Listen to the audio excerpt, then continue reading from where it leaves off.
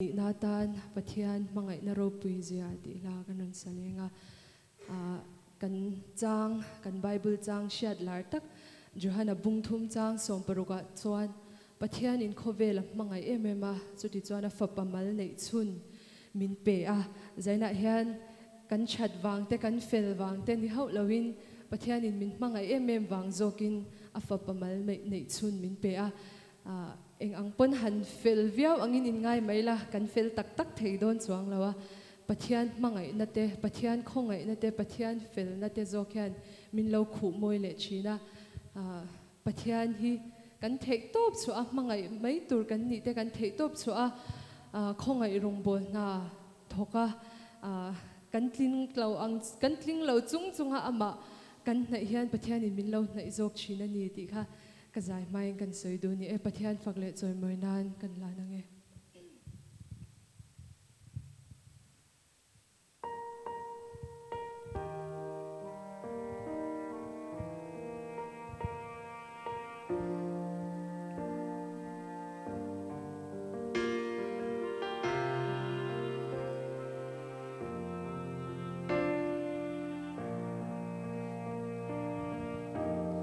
Pathian Hmangaihna Ropuizia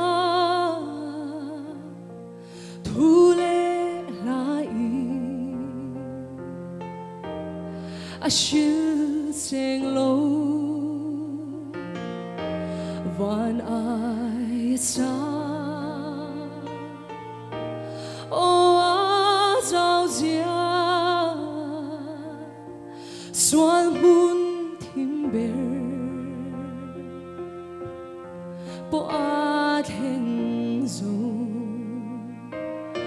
Xuân bôi ta lung ai mang a pha ba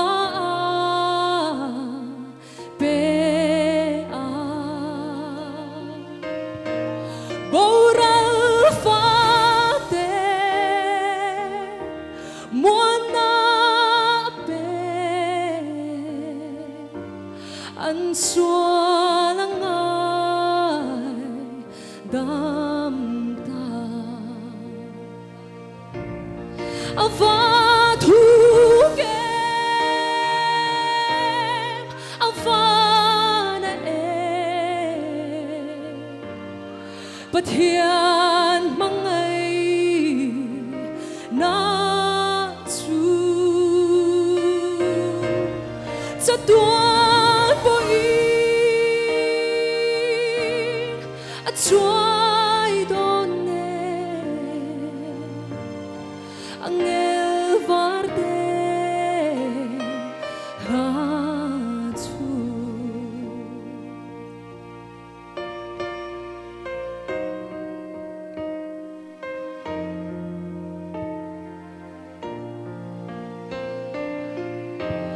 ram ro pui le leilal chút hè ăn cơm về cả hun na ra la tu po trong cha du lo vang nghe chuan tang le lung an la pena a chuai lo va a lang che la Pathian Hmangaihna chu adam ma tha dan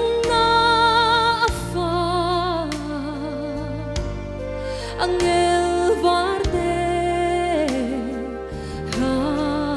chu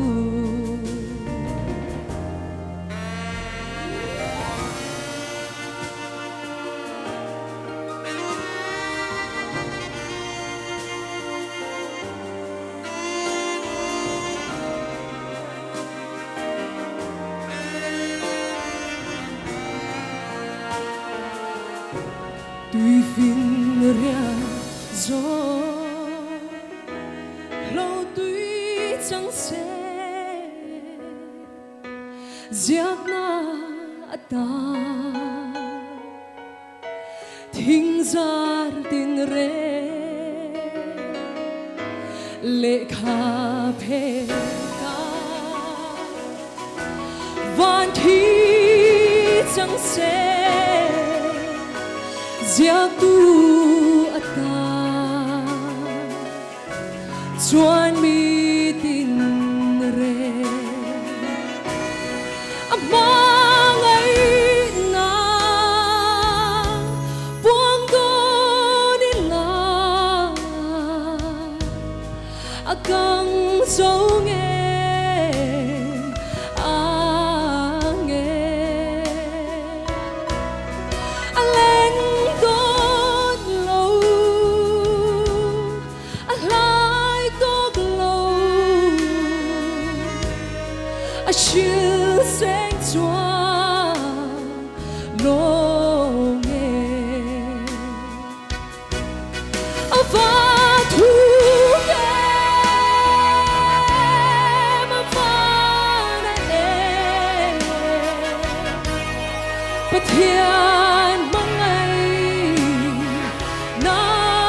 chu cho toan có choai đón em anh em var đê la chu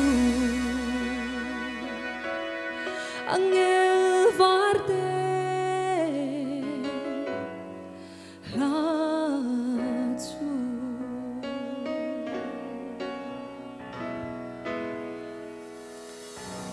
afakla lalpan kan zata mal somra se